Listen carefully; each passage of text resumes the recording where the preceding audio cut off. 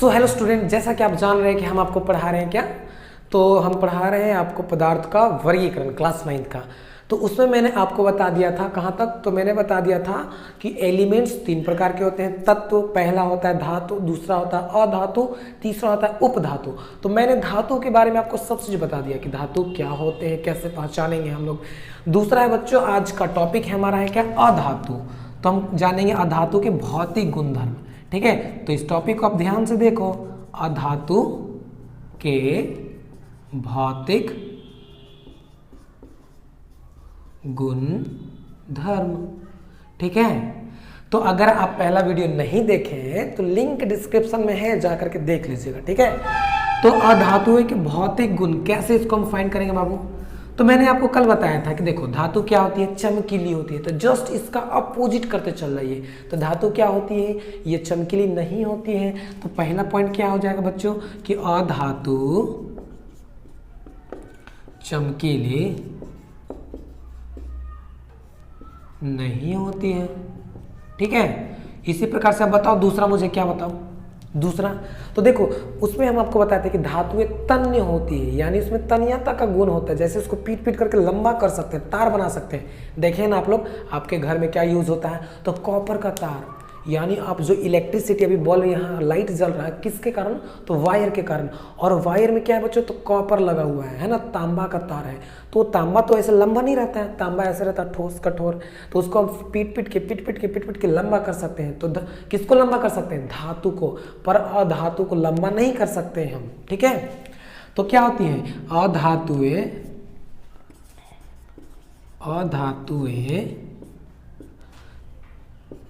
तन्य तथा आघातवर्ध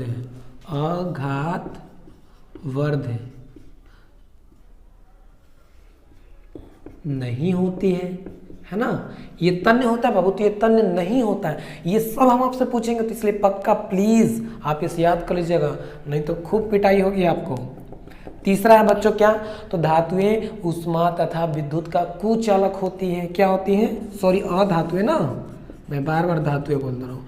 अधातुएं उष्मा तथा क्या बाबू, तो विद्युत का क्या होती है, तो कुचालक होती है। देखो एक सुचालक होता है और एक कुचालक होता है।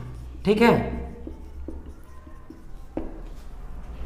देखो एक सुचालक होता है, कुचालक होता है। तो सुचालक का मतलब होता है कि जिससे इलेक्ट्रिसिटी पार कर जाए। ठीक है, जैसे कि यहाँ पे हम प्लस चार्ज को दे रहे हैं, तो इधर यहाँ वाला प्लस जाकर के यहाँ तक पहुँच जाए। यानी अगर यहाँ करंट दे रहे हैं तो ये करंट कहाँ जाए, यहाँ तक, तो उसको सुचालक बोलते हैं। ठीक है, और कुचालक का मतलब होता है जिससे इलेक्ट्रिसिटी पास नहीं होती है और ना ही उष्मा उससे पास होती है। जैसे कि ले लीजिए लोहा, एक ले लीजिए क्या बाबू, तो लोहा ले लीजिए। ठीक है, अब एक ले लीजिए लकड़ी। ठीक है, क्या ले लेते हैं, लकड़ी, इसको वुड लिख देते हैं, WOOD। और ये आपका आयरन मतलब लोहा। अब बताओ इन दोनों को यहाँ पे आग लगाओ, क्या करो, आग लगाओ, इनको भी आग लगाओ ऐसे। ठीक है, अब आप मुझे बताओ कि लकड़ी को यहाँ पे अगर आग लगेगा तो यहाँ पे लग गया आग। ठीक है, तो आप मुझे बताओ क्या यहाँ पे छुएंगे तो मुझे गर्म महसूस होगा कुछ देर के बाद, बताओ, नहीं ना। लेकिन अगर यहाँ पे लोहा में हीट दे रहे हैं तो कुछ देर के बाद अगर छुएंगे यहाँ पे ना, तो थोड़ा थोड़ा मुझे गर्म महसूस होगा। जितना देर तक छोड़ेंगे उतना देर तक ये क्या होगा, और हीट होते चला जाएगा। एक समय ऐसा आएगा कि एकदम यहाँ छुएगा तो पूरा हाथ जलने लगेगा, इस तरह। तो उसी को हम लोग बोलते हैं उष्मा का सुचालक। यानी उष्मा यहाँ से कहाँ चल गया, यहाँ, लेकिन ये लकड़ी में नहीं है। तो ये क्या है बाबू, आयरन। तो आयरन एक धातु है, और ये वुड यानी लकड़ी क्या है बाबू, तो ये एक अधातु है। ठीक है ना, मतलब ये अधातु का काम कर रहा है, जस्ट लाइक मान लीजिए। तो इस प्रकार से हम फाइंड कर सकते हैं। तो देखिए अधातुएं उष्मा तथा विद्युत का कुचालक होती है। और देखो चौथा क्या है, एक मिनट, और बाबू यहाँ पे चौथा हमारा है कि देखो जो अधातुएं है ना, उसमें एक विशेष प्रकार, मतलब धातुओं में एक विशेष प्रकार की ध्वनि उत्पन्न होती है। जैसे कि आप ना लोहा में लोहा को टकराइएगा ना, तो एक गजब का आवाज़ निकलेगा। जैसे कि देखिए आपको हम बताते हैं, कभी आप तो स्कूल में पढ़ते होंगे ना, तो स्कूल में पढ़े होंगे जब बच्चा समय में होंगे, तो टन टन टन टन टन घंटी लगती है। अगर तो घंटी किस चीज़ का था, क्या वो लकड़ी का था घंटी? नहीं ना, वो घंटी किसका था, तो लोहा का था। क्यों? क्योंकि लोहा में जब लोहा को टकराते हैं ना तो एक विशेष प्रकार की ध्वनि निकलती है और वो ध्वनि बहुत दूर तक जाती है। तो वही धातुओं में एक विशेष प्रकार की ध्वनि उत्पन्न होती है, लेकिन अधातुओं में ऐसा कुछ ध्वनि उत्पन्न नहीं होती है, ठीक है ना। जैसे कि आप लकड़ी से किसी चीज़ को बेंच पे मारिए तो उसका आवाज़ ज़्यादा दूर तक गूंजेगा नहीं, लेकिन वही लोहा का मारिए, आप साइकिल में देखे होंगे घंटी किसका लगा हुआ रहता है? लोहा का, ना कि कुछ और चीज़ का, है ना। तो वही चीज़ बोल रहे हैं कि अधातुएं में उसमें विद्युत का सुचालक होती है, ठीक है, कुचालक होती है, और अधातुओं में विशेष ध्वनि उत्पन्न नहीं होती है।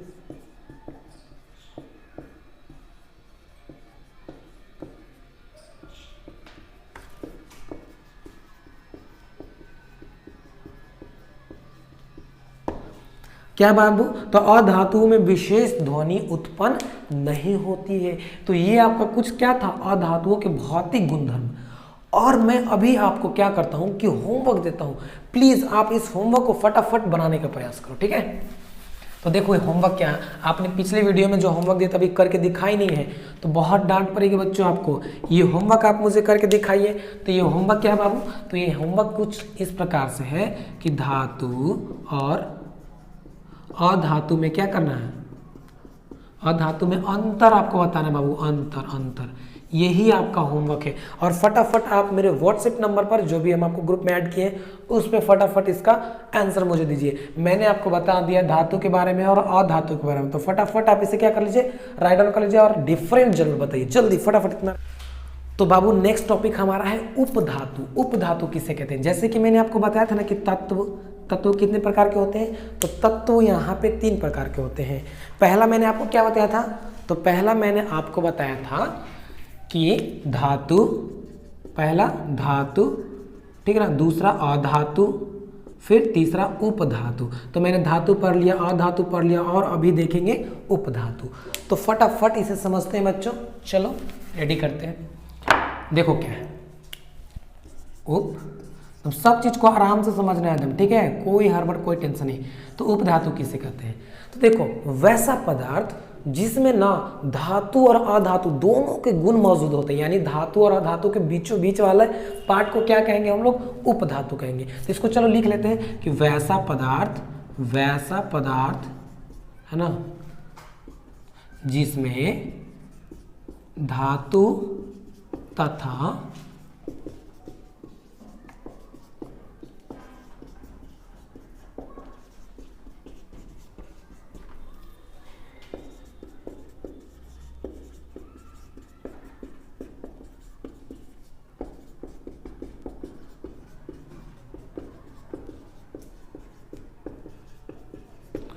देखो वैसा पदार्थ जिसमें धातु तथा अधातु दोनों के गुण मौजूद होते हैं उसे उपधातु कहते हैं। अब तुमको एक बात जान करके बड़ा दम मतलब अच्छा लगेगा, जैसे कि आप पीरियोडिक टेबल होता है ना, उसे अगर आप देखेंगे ना तो उसमें पूरा लिखा हुआ कि कितने धातु हैं, कितने अधातु हैं, कितने उपधातु हैं। ऐसे मैंने तो आपको बता ही दिया है कि 92 आपका क्या है बाबू? तो 92 धातु है, 7 गो उपधातु है, बाकी जो 19 बचता है 19, तो 19 आपका अधातु है, ये है। तो देखो देखो यहाँ पे क्या है? उपधातु। तो उपधातु की संख्या कितनी बाबू? संख्या 7 है। उपधातु की संख्या कितनी है? तो 7 है। तो हम बताते हैं इस प्रकार से। पहला क्या है? बोरोन, सिलिकॉन, जर्मेनियम, आर्सेनिक, फिर इसको हम लोग बोलते हैं क्या? तो एंटीमनी बोलते हैं, इसको टेरिलियम बोलते हैं, और इसको हम लोग बोलते हैं, तो इसको शायद बोलते हैं एटी। तो इसका देख लीजिएगा सिंबल क्या है। तो ये आपका क्या है बाबू? ये आपका उपधातु है, ठीक है। तो ये उपधातु है। तो उपधातु आप समझ गए ना क्या है? तो वैसा तत्व जिसमें, वैसा पदार्थ जिसमें धातु और अधातु दोनों के गुण मौजूद होते हैं उसे हम क्या कहते हैं? तो उसे हम उपधातु कहते हैं। चलो नेक्स्ट देख लेते हैं, ठीक है। नेक्स्ट आपका आता है बाबू, तो देखो तत्वों में तीनों खत्म हो गया, अब आता है आपका यौगिक। यौगिक देख लीजिए पहले आप, यौगिक। तो यौगिक क्या बाबू? तो यौगिक जो बना होता है ना वो तत्वों से बना होता है, यानी एलिमेंट से। तो क्या लिखेंगे? 2 या 2 से अधिक, 2 या 2 से अधिक तत्वों के, 2 या 2 से अधिक तत्वों के मेल से दो या दो से अधिक तत्वों के मेल से एक निश्चित अनुपात में रासायनिक विधि द्वारा देखो, दो या दो से अधिक तत्वों के मेल से एक निश्चित अनुपात में रासायनिक विधि द्वारा बने पदार्थ को क्या कहते हैं बाबू? तो बने पदार्थ को यौगिक कहते हैं, यौगिक। अब देखो इसका बड़ा मतलब सिंपल है बाबू, यौगिक कहते हैं। एग्जाम्पल्स में अगर आप देखेंगे तो क्या है, देखो यौगिक जो ना, हम याद करो हम आपको बताए थे तत्व किसे कहते हैं? तो तत्व क्या है? तत्व वह पदार्थ है ना जिसको हम और सरलतम रूप में विभाजित नहीं कर सकते, नहीं भौतिक प्रक्रिया द्वारा, नहीं रासायनिक प्रक्रिया द्वारा, उसको विभाजित कर ही नहीं सकते। और यहाँ पे यौगिक क्या है? तो यौगिक दो या दो से अधिक तत्वों के मेल से बनता है। तो तत्व आप जाने थे ना कि तत्वों की संख्या टोटल 118 है, समझ रहे हैं? तत्व में 118, और उन 118 में से कोई 2-3 तत्व ऐसे करके आपस में मिलते हैं। तो कैसा? तो एक निश्चित अनुपात में मिलते हैं, ऐसे नहीं कि हाइड्रोजन और ऑक्सीजन को मिला देंगे तो काम बन जाएगा, ना ना ना। तो एक निश्चित अनुपात होना चाहिए, ठीक। और ना निश्चित अनुपात में रासायनिक विधि द्वारा, किस विधि द्वारा? रासायनिक विधि द्वारा जो पदार्थ बनता है ना, उसी को हम लोग क्या बोलते हैं? यौगिक। तो आप मेरे साथ बोलिए, किसे कहते हैं? यौगिक। तो दो या दो से अधिक, क्या बाबू? दो या दो से अधिक तत्वों के मेल से, किसके मेल से? तत्वों के मेल से एक निश्चित अनुपात में, ये छोड़िएगा मत, निश्चित को तो बिल्कुल नहीं छोड़ना है, निश्चित अनुपात में रासायनिक विधि द्वारा, किसके विधि द्वारा? रासायनिक विधि द्वारा बने पदार्थ को ही क्या बोलते हैं? यौगिक। याद हो गया ना? मेरे साथ में बोलिए, एकदम यहीं पे याद करना, रटना नहीं है बाद में, यहीं पे इसको समझ के याद करना है बाबू। तो दो या दो से अधिक तत्व, कितना तत्व रहेगा? तो जाहिर सी बात है कि जब दो रहेगा या दो से अधिक तत्व रहेगा तभी ना यौगिक बनेगा। तो इसे कहते हैं। अब देखो एग्जाम्पल से तुमको क्लियर कैसे होगा। तो एग्जाम्पल्स आप देखेंगे बाबू तो क्या है, जैसे कि H2O को हम लोग बोलते हैं जल। देखो अब यहाँ पे H2O किससे बना? तो H2O में क्या बाबू? H है। H का मतलब हाइड्रोजन और ऑक्सीजन, हाइड्रोजन और ऑक्सीजन मिलकर क्या बन गया? जल। तो आप कहेंगे सर जी इसमें निश्चित अनुपात कहाँ है? निश्चित, तो देखो निश्चित अनुपात क्या आया कि यहाँ पे हाइड्रोजन जो है ना बाबू, यहाँ पे देखो 2 है और ऑक्सीजन कितना है? 1 है। तो 2 रेशियो कितना बना? 1। ये ही निश्चित अनुपात है। अगर आप हाइड्रोजन की संख्या 3 कर दीजिएगा ना तो ये जल का सूत्र नहीं होगा, ये जल बनेगा ही नहीं। यही निश्चित अनुपात है। समझ में आया? दिमाग खोल के समझो, अभी समझना, यहीं पे समझना है बाबू, ठीक है। तो दो या दो से अधिक तत्वों के मेल से एक निश्चित अनुपात में बने यौगिक को क्या बोलते हैं? बने पदार्थ को यौगिक बोलते हैं। तो जल हो गया, फिर कार्बन डाइऑक्साइड हो गया। देखो यहाँ पे कार्बन डाइऑक्साइड यानी वातावरण में जो हमारा गंदगी है, जो धुआं वगैरह है, वो आपका कार्बन डाइऑक्साइड हो गया। तो इसमें भी एक निश्चित अनुपात है। क्या है? निश्चित। तो इसमें ऑक्सीजन की संख्या 2 है और कार्बन कितना है? 1 है।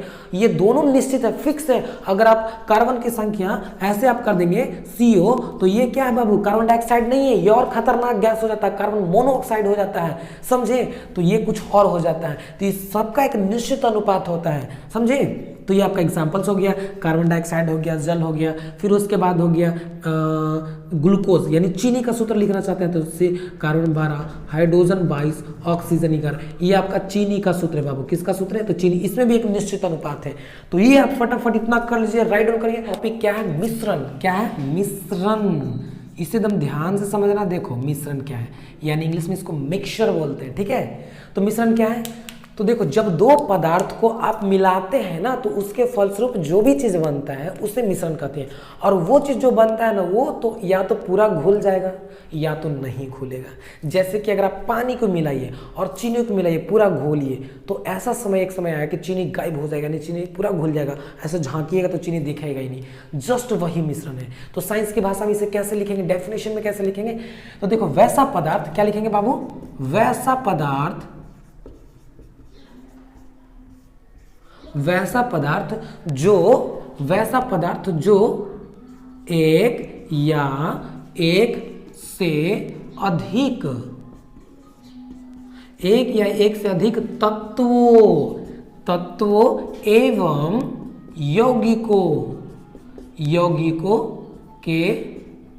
यौगिकों के मेल से बना होता है या यौगिकों के मेल से बनता है, उसे क्या कहते हैं, बना होता है, उसे क्या कहते हैं बाबू, तो उसे मिश्रण कहते हैं। ठीक है, या यहां पे आप ऐसे लिख लीजिएगा, वैसा पदार्थ जो एक या एक से अधिक तत्वों एवं यौगिकों के मेल से बनता है उसे क्या कहते हैं, उसे मिश्रण कहते हैं। तो यहां पे यही कर लीजिए, मेल से, दो या दो से अधिक यौगिकों के मेल से बनता है, उसे मिश्रण कहते हैं। उसे क्या कहते हैं, मिश्रण कहते हैं बाबू। ठीक है बाबू, अब चलो इसका एग्जाम्पल्स देखते हैं। क्या देखते हैं, एग्जाम्पल्स।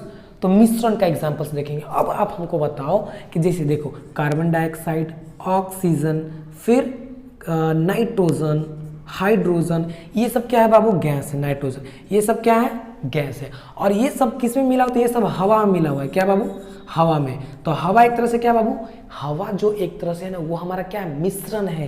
क्या हो गया, मिश्रण। तो किसका, तो गैसों का मिश्रण हो गया। समझ में आया, गैसों का मिश्रण हो गया। तो सेम वही है बाबू, मिश्रण क्या, तो वैसा पदार्थ जो एक या एक से अधिक तत्वों एवं यौगिकों को मेल से बनता है। अच्छा, तत्व, तो तत्व का मतलब हो गया हाइड्रोजन, और जैसे कि देख लो यहाँ ऑक्सीजन, फिर नाइट्रोजन, ये सब तत्व हैं, उनको वो मिलेंगे तब जाकर के भी बनेगा मिश्रण, या यौगिक मिलेंगे। तो यौगिक क्या हो जाएगा बाबू, तो कार्बन डाइऑक्साइड, फिर हो जाएगा तुम्हारा क्या, तो कार्बन डाइऑक्साइड ले लो, फिर अमोनिया गैस हो जाएगा, तो NH3। इस तरह से जब ये दोनों मिलेंगे तो ये क्या हो गया बाबू, यौगिक। तो मिश्रण कहलाएगा। समझ में आया। तो ये एग्जाम्पल्स में हम आपको लिखवा देते हैं। जैसे में मिश्रण में क्या हो गया, तो चीनी पानी का भी मिश्रण हो गया है ना, चीनी पानी का मिश्रण। ठीक है, उसके बाद ले लीजिए मिश्रण में, और चीनी पानी का मिश्रण हो गया। फिर अगर आप नेक्स्ट मिश्रण लेंगे तो क्या हो जाएगा आपका, तो हवा में गैसों का मिश्रण। ये सब क्या है बाबू आपका, ये सब एग्जाम्पल्स है। ठीक है, अब देखते हैं तो मिश्रण क्या है। मिश्रण दो टाइप्स के होते हैं। मिश्रण कितने प्रकार के होते हैं, तो दो प्रकार के होते हैं। कौन कौन बाबू, तो पहला जो मिश्रण आपका होता है वो क्या होता है, तो वो समांग मिश्रण होता है। क्या बाबू, समांग मिश्रण। ठीक है, पहला। और दूसरा क्या होता है बाबू, तो यहां लिख देंगे ऐसे कि मिश्रण दो प्रकार के होते हैं। ठीक है ना, पहला समांग मिश्रण। ठीक है, और दूसरा क्या होता है, विषमांग मिश्रण। तो पहले जान लेते हैं समांग मिश्रण क्या है। तो देखो, वैसा मिश्रण जिसको आसानी से अलग नहीं किया जा सकता है, वैसा मिश्रण जिनके कणों को अलग अलग नहीं किया जा सकता है।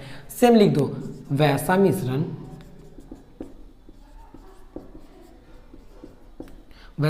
जिनके कणों को अलग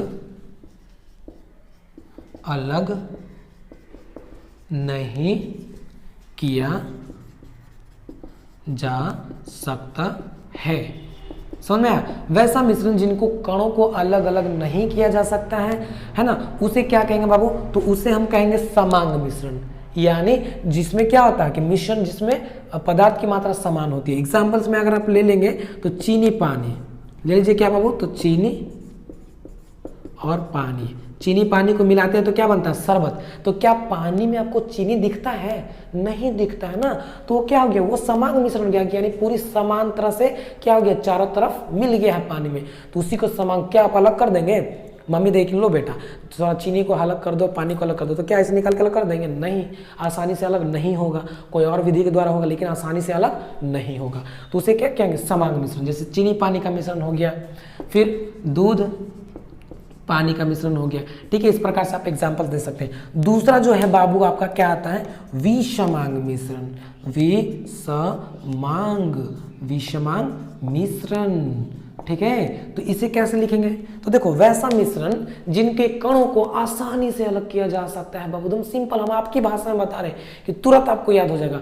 वैसा कण जिनको आसानी से अलग किया जा सकता है, यानी वैसा मिश्रण जिनको आसानी से अलग किया जा सकता है। तो क्या लिखेंगे बाबू, वैसा मिश्रण है ना, जिनके कणों को क्या बाबू, तो आसानी से आसानी से क्या कर सकते हैं, भौतिक विधि द्वारा अलग कर सकते हैं, है ना, आसानी से भौतिक विधि द्वारा अलग कर सकते हैं।